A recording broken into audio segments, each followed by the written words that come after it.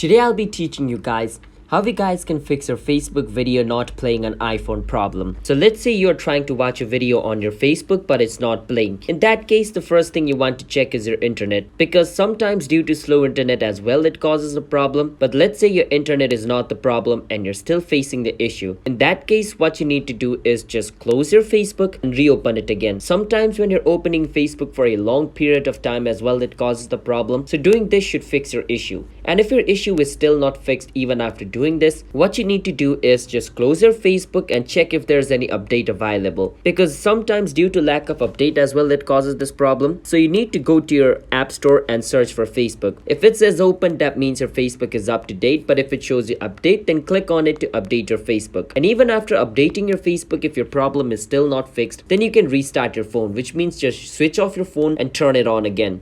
Sometimes doing this also fixes your issue. If it's still not fixed, the last thing you can do is just delete your Facebook app and reinstall it again. Sometimes a common setting issue causes the problem, and deleting your Facebook will reset the setting, and when you install it again, your new settings will be applied and your problem should be fixed. That's how you guys can fix your Facebook videos not playing on iPhone problem.